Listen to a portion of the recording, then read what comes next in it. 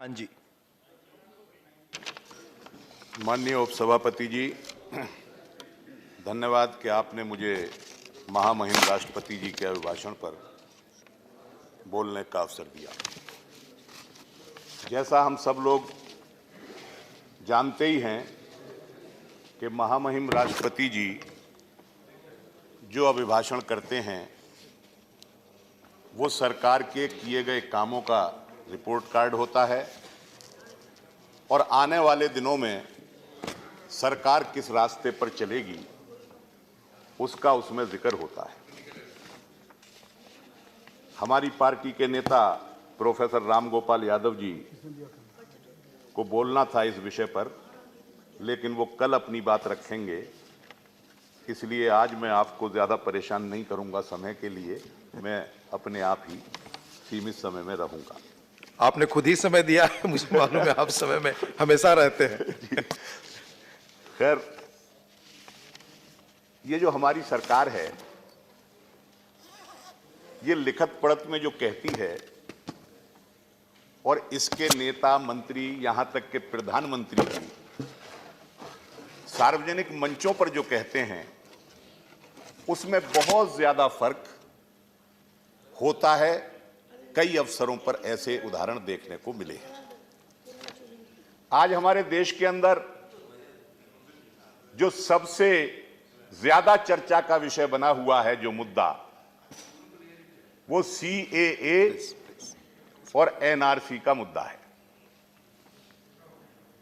मेरे ही प्रश्न के जवाब में, और इत्तेफाक से उस समय आप ही चेयर पर बैठे हुए थे, मैंने एक प्रश्न पूछा, पूरक प्रश्न था वो, गृह मंत्रालय का सवाल जवाब चल रहा था। मैंने पूछा क्या असम से बाहर कहीं NRC लागू करने का सरकार का कोई विचार है? तो उस वक्त राज्य मंत्री सब प्रश्नों के जवाब दे रहे थे और जो मुख्य प्रश्न था उसका भी जवाब राज्य मंत्री जी दे रहे थे, लेकिन हमारे कैबिनेट मंत्री, भारत के गृह मंत्री यहां सदन में मौजूद थे। उन्होंने हाथ से उन्हें रोका और खुद इस सवाल पर खड़े हुए कि NRC देश के अंदर लागू करने का विचार है या नहीं है, और बड़ा ताल ठोंक करके उन्होंने कहा कि इंच इंच जमीन पर NRC लागू होगी और घुसपैठियों को बाहर किया जाएगा। लेकिन फिर कुछ दिनों के बाद जब चर्चा ज्यादा हुई तो माननीय प्रधानमंत्री जी ने कहा NRC का कोई जिक्र ही नहीं है, और वक्ताओं ने भी जिक्र किया इस मामले में। आप मेरी शंका का समाधान कीजिए माननीय उपसभापति जी कि सदन के पटल पर बोली गई बात को ज्यादा महत्व देना चाहिए या रामलीला मैदान के, रामलीला मंच पर बोली जाने वाली बात को ज्यादा महत्व देना चाहिए। मैं समझता हूं अगर आप मुझे मेरी शंका का समाधान करेंगे तो निश्चित रूप से ये कहेंगे कि जो बात सदन में कही जाती है उसका ज्यादा महत्व होता है, बाहर के मंचों पर कही जाने वाली बात को इतना गंभीरता से नहीं लेना चाहिए। क्या स्थिति हो गई है सर? एक आंदोलन पूरे देश के अंदर चल रहा है,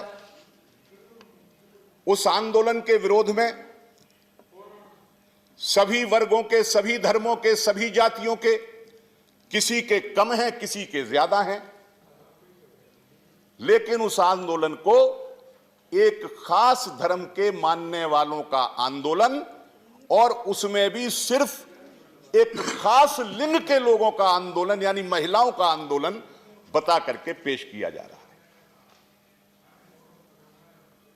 हमारा संवैधानिक अधिकार है, देश के नागरिकों का संवैधानिक अधिकार है कि हम किसी भी फैसले का, चाहे कोई भी ले, किसी भी स्तर पर हो, हम उससे अपनी असहमति व्यक्त कर सकते हैं।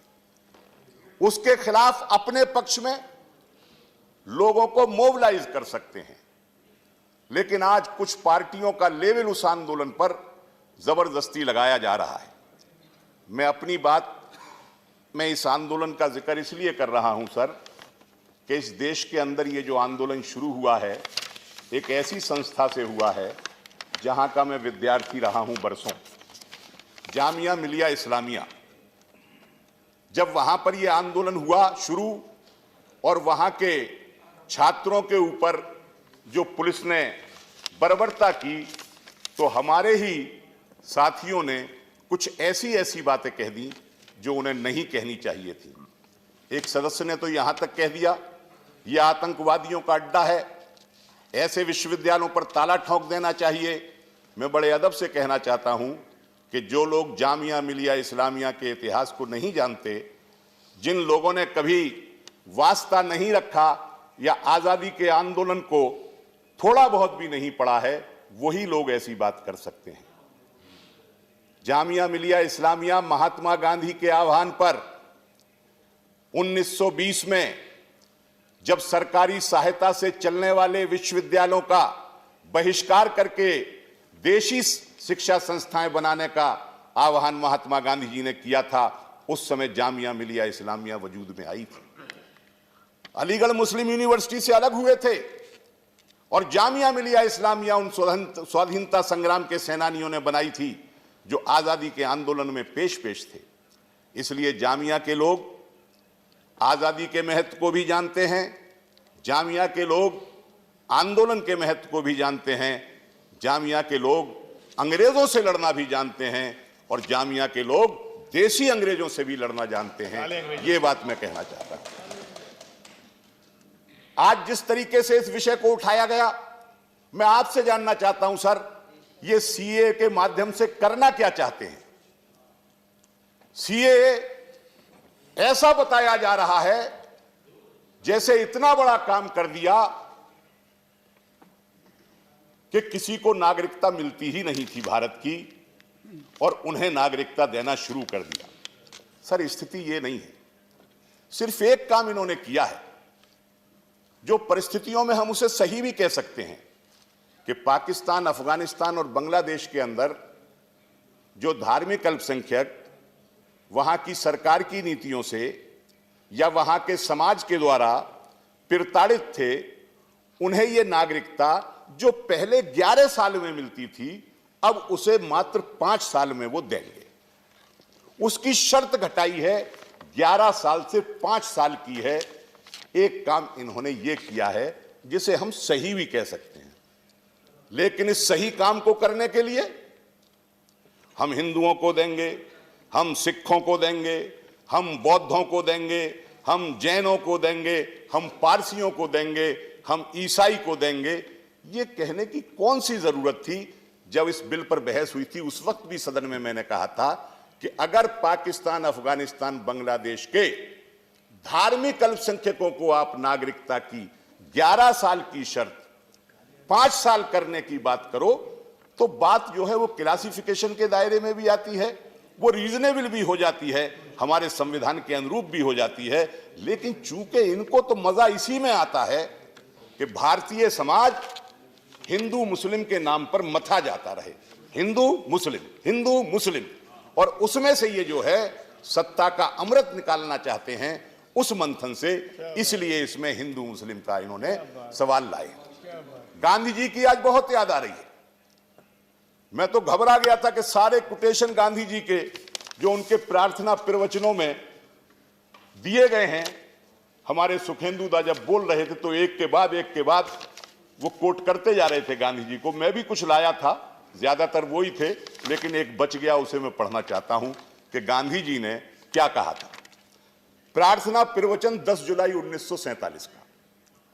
गांधी जी कहते हैं उन लोगों के बारे में, धार्मिक अल्पसंख्यक जो पाकिस्तान में उस वक्त तक होने वाले थे, यानी हिंदू सिख भी हम उन्हें कह सकते हैं, परंतु यदि सिंध या और जगहों से लोग डर के मारे अपने घरवार छोड़कर यहां आ जाते हैं तो क्या हम उनको भगा दें? यदि हम ऐसा करें तो अपने को हिंदुस्तानी किस मुंह से कहेंगे? हम कैसे जय हिंद का नारा लगाएंगे? नेताजी किसके लिए लड़े थे? हम सब हिंदुस्तानी हैं, चाहे दिल्ली का हो या गुजरात का, वे लोग हमारे मेहमान बनकर रहें। हम ये कहते हुए उनका स्वागत करें कि आइए, ये भी आपका मुल्क है और वो भी आपका मुल्क है। गांधी जी का ये प्रवचन, गांधी जी का ये वाक्य CAA का मुख्य आधार बताया गया। लेकिन अगला वाक्य इसी पैराग्राफ का जब मैं पढ़ता हूं तो वो क्या कहते हैं, उनका कितना बड़ा नजरिया था। अर्धसत्य है। इस तरह से उन्हें रखना चाहिए। और यदि राष्ट्रीय मुसलमानों को भी पाकिस्तान छोड़कर आना पड़ा तो वे भी यहीं रहेंगे। हम हिंदुस्तानी की हैसियत से सब एक ही हैं। यदि ये नहीं बन सकता तो हिंदुस्तान नहीं बन सकता। ये गांधी जी का दृष्टिकोण था हिंदुओं के बारे में, मुसलमानों के बारे में जो पाकिस्तान में रहते थे उस वक्त। लेकिन आज ये मांग नहीं है, पूरे आंदोलन की ये मांग नहीं है कि पाकिस्तान के मुसलमानों को यहां नागरिकता दीजिए या बांग्लादेश और अफगानिस्तान के मुसलमानों को यहां नागरिकता दीजिए।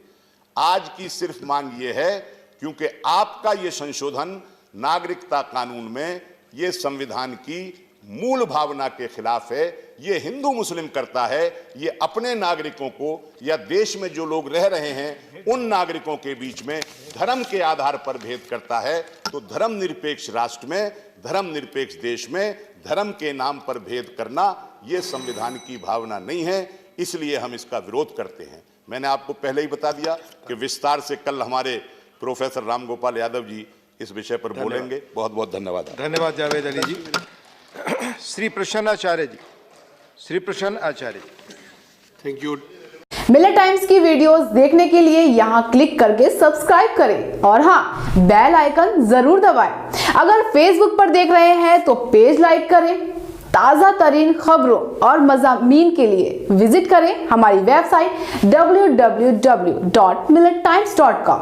हमारी ये वेबसाइट उर्दू, हिंदी, इंग्लिश तीनों लैंग्वेज में मौजूद है।